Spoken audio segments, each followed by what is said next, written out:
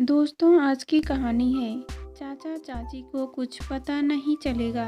चलो हम लोग मज़ा करते हैं। कहानी पसंद आए तो वीडियो को लाइक एवं सब्सक्राइब जरूर कीजिएगा। कुछ दिन से मन में बड़ी उथल पुथल है। मन में कितना कुछ उमड़ घुमड़ रहा है जिसे मैं कोई नाम नहीं दे पा रहा हूँ। उदासी और खुशी के बीच की अवस्था को क्या कहा जाता है समझ नहीं पा रहा हूँ। शायद स्तंभ सा हूँ। कोई निर्णय लेने की स्थिति में नहीं हूँ। चाहूँ तो खुश हो सकता हूँ, क्योंकि उदास होने की भी कोई खास वजह मेरे पास नहीं है। क्या बात है पापा, आप चुपचाप से हैं? नहीं तो ऐसा तो कुछ नहीं, बस यही सोच रहा हूँ कि पानीपत जाऊँ या नहीं। सवाल ही पैदा नहीं होता। चाची चाचा ने एक बार भी ढंग से नहीं बुलाया। हम क्या बेकार बैठे हैं जो सारे काम छोड़कर वहाँ जा बैठे। इज्जत करना तो उन्हें आता ही नहीं है और बेइज्जती कराने का हमें कोई शौक नहीं है। कुछ दिन से मन में बड़ी उथल पुथल है।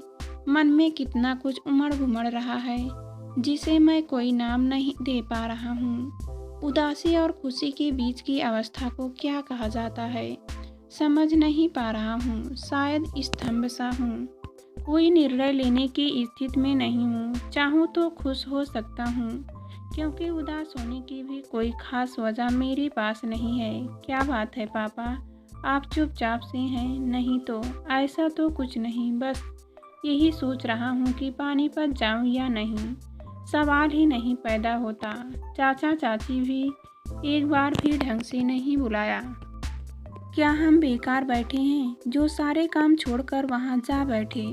इज्जत करना तो उन्हें आता ही नहीं है और बेइज्जती कराने का हमें कोई शौक नहीं है। मैं उस बेवकूफ़ के बारे में नहीं सोच रहा।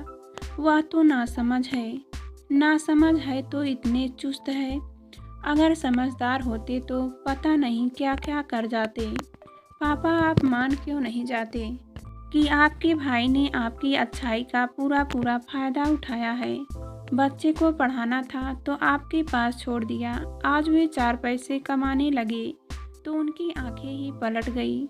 मुझे खुशी है इस बात की। छोटे से शहर में रहकर वह बच्चों को कैसे पढ़ाता लिखाता, सो यहाँ हॉस्टल में डाल दिया। और घर का खाना खाने के लिए महीने में 15 दिन वे हमारे घर पर रहते थे। कभी भी आ थमकते थे, ओए तो क्या हुआ बेटा। उनके ताऊ का घर था ना, उनके पिता का बड़ा भाई हूँ मैं। अगर मेरे घर पर मेरे भाई के बच्चे कुछ दिन रहकर खा पी गए तो ऐसी क्या कमी आ गई हमारे राशन पानी में? क्या हम गरीब हो गए? पापा, आप भी जानते हैं कि मैं क्या कहना चाह रहा हूँ। किसी को खिलाने से कोई गरीब नहीं हो जाता। यह आप भी जानते हैं और मैं भी। सवाल यह नहीं है कि वे हमारे घर पर रहें और हमारे घर को पूरे अधिकार से इस्तेमाल करें। सवाल यह है कि दोनों बच्चे लंदन से वापस आए और हमसे मिले तक नहीं। दोनों की शादी हो गई। उन्होंने हमें शामिल तक नहीं किया और अब गृहभोज कर रहे हैं। तब हमें बुला लिया। यह भी नहीं कहा कि 1-2 दिन पहले चले आए। बस कह दिया रात के 8 बजे पार्टी दे रहे हैं, आप सब आ जाना। पापा, यहाँ से उनकी शहर की दूरी कितने घंटे की है यह आप जानते हैं ना। कहाँ रहेंगे हम वहाँ? रात 9 बजे खाना खाने के बाद हम कहाँ जाएंगे? उसके घर पर रहेंगे और कहाँ रहेंगे? कैसे बेमतलब के सवाल कर रहे हो तुम सब। हमारी माँ भी इसी सवाल पर अटकी हुई है और तुम भी। हमारे घर पर जब कोई आता है तो रात को कहाँ रहता है? हमारे घर पर जो भी आता है वह हमारे सिर आँखों पर रहता है, हमारे दिल में रहता है। और हमारे घर की शादी जैसा उत्सव जब होता है तब हम बड़े प्यार से चाचा चाची को बुलाकर अपनी हर रस्म में उन्हें शामिल करते हैं। माँ हर काम में चाची चाचा का स्थान देती है। मेहमानों को बिस्तर पर सुलाते हैं और खुद जमीन पर सोते हैं। हम लोग दानदाता हुआ चला गया अजय। मैं समझ रहा हूँ अजय के मन भाव। अजय उन्हें अपना भाई समझता था। नरेन और महीन को चचेरा भाई समझा कब था जो उसे तकलीफ न होती।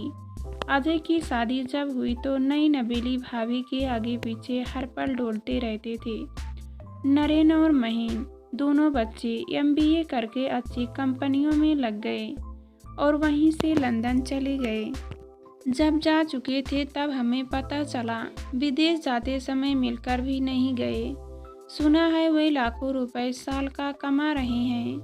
मुझे भी खुशी होती है सुनकर, पर क्या करूं, अपने भाई की अक्ल का, जिसे रिश्ते का मान रखना कभी आया ही नहीं। एक एक पैसा दांत से कैसे पकड़ा जाता है उसने पता नहीं कहां से सीखा है। एक ही माँ के बच्चे हैं हम, पर उसकी और मेरी नीयत में ज़मीन आसमान का अंतर है। रिश्तों को ताक पर रखकर पैसा बचाना मुझे कभी नहीं आया, सीख भी नहीं पाया, क्योंकि मेरी पत्नी ने कभी मुझे ऐसा नहीं करने दिया। नरेन महीन को अजय जैसा ही मानती रही। मेरी पत्नी पूरे 6 साल वे दोनों हमारे पास रहे और इन 6 सालों में न जाने कितने 30 त्योहार आए। जैसा कपड़ा सुबह अजय के लिए लाती वैसा ही नरेन महीन का भी लाती। घर का बजट बनता था तो उसमें नरेन महीन का हिस्सा भी होता था। कई बार अजय की ज़रूरत काट कर हम उनकी ज़रूरत देखा करते थे। हमारी एक ही औलाद थी, लेकिन हमने सदा 3 बेटों को पाला पोसा। वे दोनों इस तरह हमें भूल जाएंगे सोचा ही नहीं था। भूल जाने से मेरा अभिप्राय यह नहीं है कि उन्होंने मेरा कर्ज नहीं चुकाया। सदा देने वाले मेरे हाथ आज भी कुछ देते ही उन्हें, पर जरा सा नाता तो रखे वे लोग।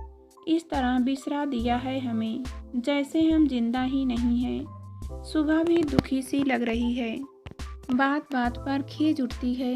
जानता हूँ उसे बच्चों की याद आ रही है, किसी न किसी बहाने से उनका नाम ले रही है। खुलकर कुछ कहती नहीं है, पर जानता हूँ नरेन महीन से मिलने को उसका मन छटपटा रहा है। दोनों ने एक बार फ़ोन पर भी बात नहीं की। अपनी बड़ी माँ से कुछ देर बतिया लेते तो क्या फ़र्क पड़ जाता। कितना सफ़ेद हो गया है इन दोनों का खून। विदेश जाकर क्या इंसान इतना पत्थर हो जाता है। विदेश को क्या दोष दे रही हो। मेरा अपना भाई तो देसी है ना, क्या वह पत्थर नहीं है।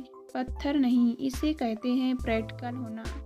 आज सब इतने ज़्यादा मतलबी हो गए हैं कि हम जैसा भावुक इंसान बस ठगा सा रह जाता है।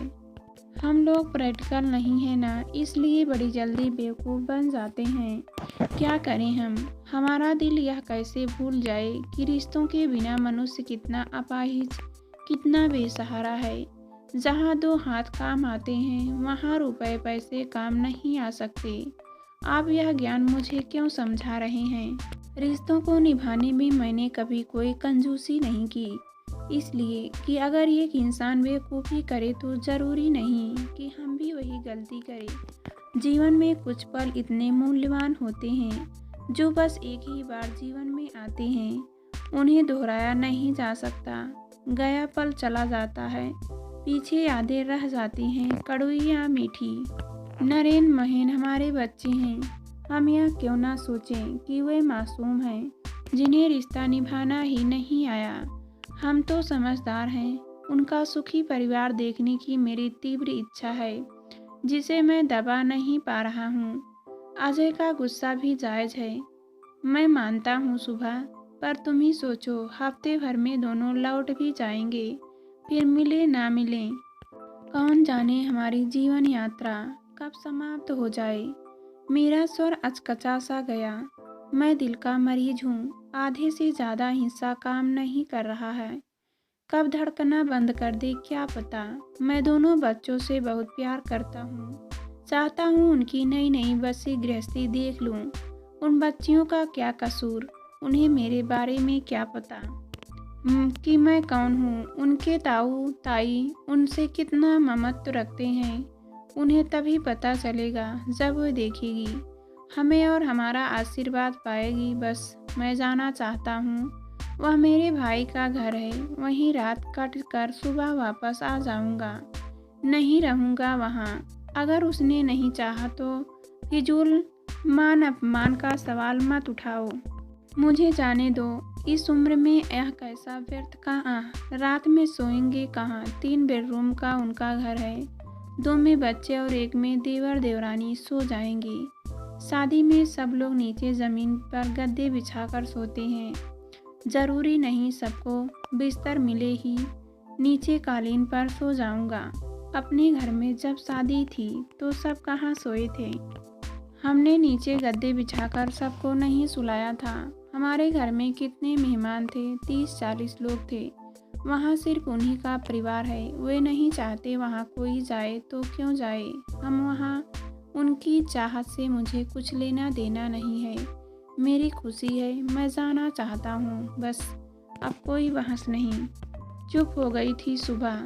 फिर माँ बेटे में पता नहीं क्या सुलह की हुई कि सुबह तक फैसला मेरे हक में था। बेंगलुरु से पानीपत की दूरी लंबी तो है ही, सो तत्काल में 2 सीटों का आरक्षण अजय ने करवा दिया।